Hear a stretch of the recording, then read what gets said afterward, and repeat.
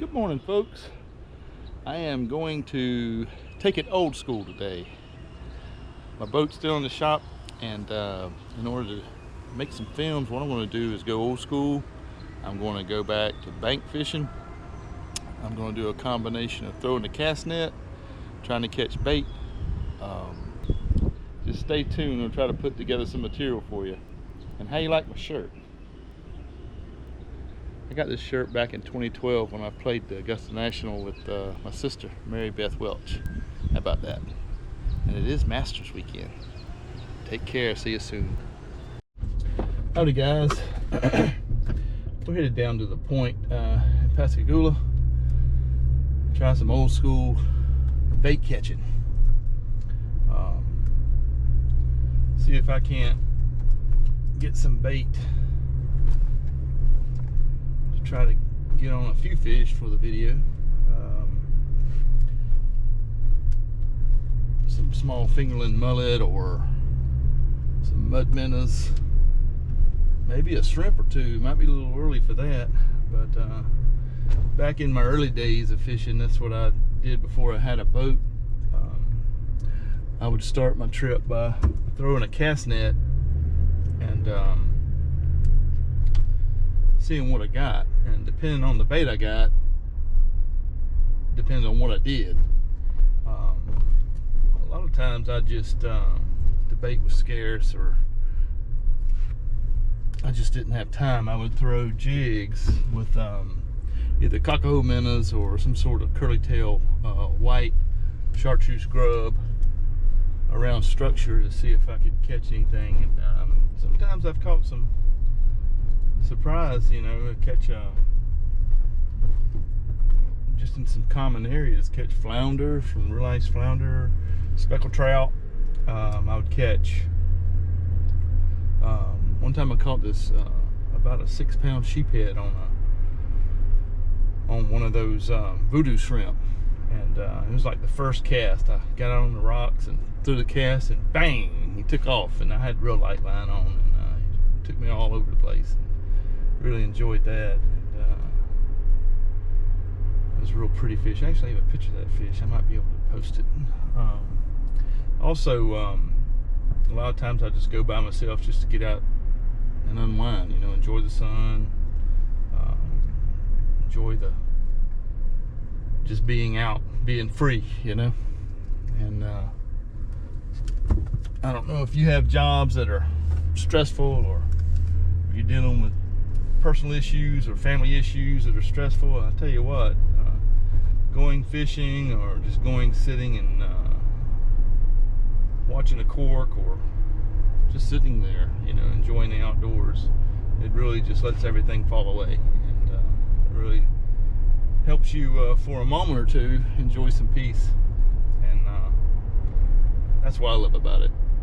I've been doing it for a long time. Got a lot of stories to tell. So let's get out there. Let's get to the boat launch and get set up, and I'll see you soon. Hey, it's me again. Hey, I got one story to tell you. It's pretty funny. One of my good buddies, Valente Marquez, he lives in Mexico, and he's been gone for a couple years, and gone home, not gone.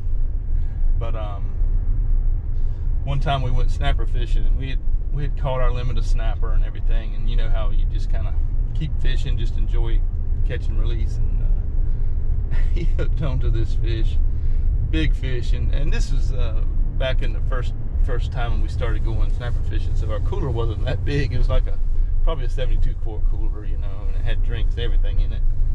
And we got there, had our snapper, and the 4 snapper we had the cooler slap full, and he hooked into this damn shark and followed it all around the boat, and it was about a 6-foot tiger shark. And we finally wrestled that joker in, got some pictures, and he was wanting to keep it. I said, what in the world? I said, we don't have anywhere to go. I said, we had to go home right now and clean this thing. And I said, what do you want to do with a shark? He goes, I'm going to make me some soup. I was like, oh my God. tiger shark soup. So that was pretty funny. But you got all kinds of stories out there, and so many more to tell you. But tiger shark soup, anybody got a recipe for that, let me know. Hey, it's me again. We're almost there, I promise. I had one more story come to mind. I was fishing with my daughter, Jillian, and one other person, but Valente was on the boat with me again. And I was in the back. I always fish in the back there by the helm and back corner. He was fishing up front on one side, and my daughter was on the other side, and they had a cutting board up there, and they had pogies up there where they were cutting up pieces of pogie fishing, you know. And the cutting board was a pretty good size one, and it was laid up on one of the compartments, and it was nasty, bloody, nasty pieces everywhere, and you know how it can get. And something happened, and he lost his balance, and he fell back. He rolled back on his back on top of that cutting board, and he had I think he had his shirt off, but he had that puggy juice, puggy blood, puggy stank all over him. Oh my God. And you know, I think it was a little bit rough too, so it was nasty, and we had to dump buckets of water on him just to rinse him off, but he was in a mess. And but you know, whenever you're fishing, you never know what's going to happen, so you always have to, you know, people fall or get hooked or get cut, bit by a fish, or stuck by a catfish or stingray. So make sure you have a first aid kit, because I can't tell you how many times I've had to dig that thing out and restock it, and for myself too. Just dealing with catfish every now and then. Oh my God, I got stories there I can tell you. 3 specifically, dealing with my wife and her and catfish, and her slinging them at me. So I'll tell you those pretty soon, but we're almost there. Stay tuned.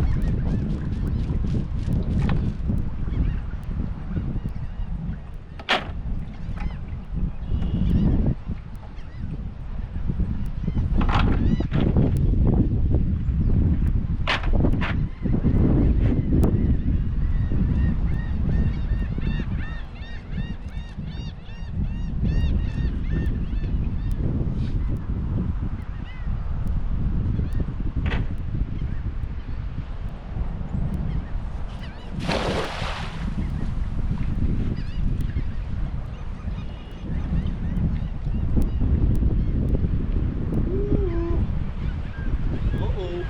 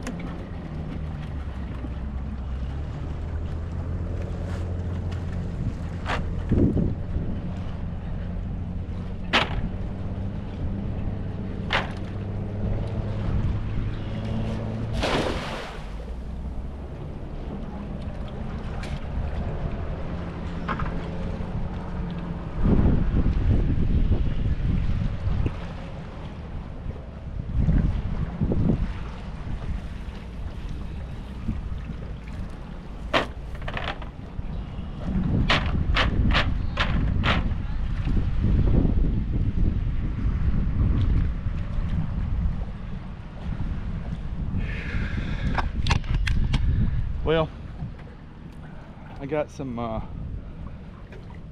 big mullet for bait later on, and I got a few small fish for the live well.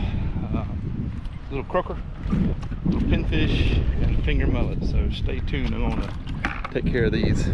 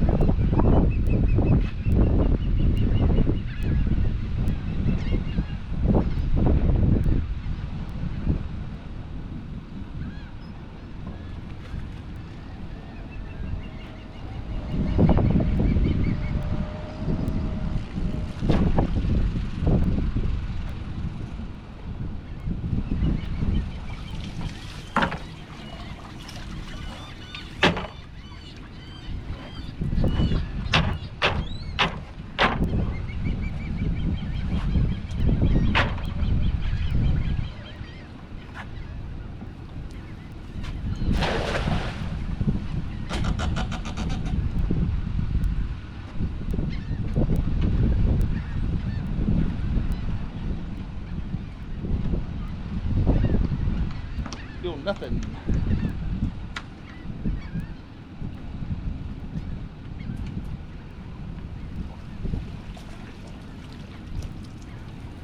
Jellyfish. Jellies. Alright.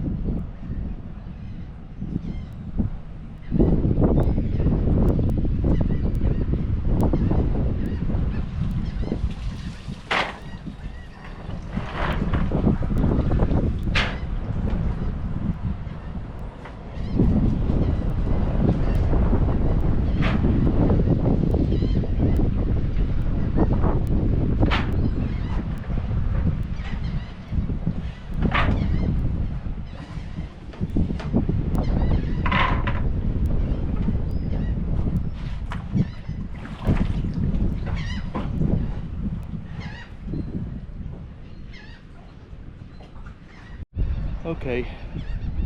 Hey there, caught some bait, not very much, but enough to mess with. So I talked to one of the fishermen over there, and he said he caught a couple of flounders, so they're in the area. So we're gonna try to see what happens. Stay tuned. Hey there. Well, that's the end of that video. Sometimes things don't work out the way you planned it. I ended up catching some bait and a few mullet, and just came on back to the house. The wind was so high where I wanted to fish and everything. I just came on back to the house and saved those mullet for another day. And but I hope you enjoyed. The stories on the drive over, and the I can still sling a cast net. Lucky I've got gorilla arms and orangutan, and I can sling that cast net. It's an 8-foot cast net. I have a 10-foot and a 9-foot, and just love. I've always been able to throw a cast net from an early age, and but I'll get my boat back this week, and we'll have some fishing hopefully if the weather holds this coming weekend, and some exciting action. And just keep watching, and I'll keep making. Take care, and God bless.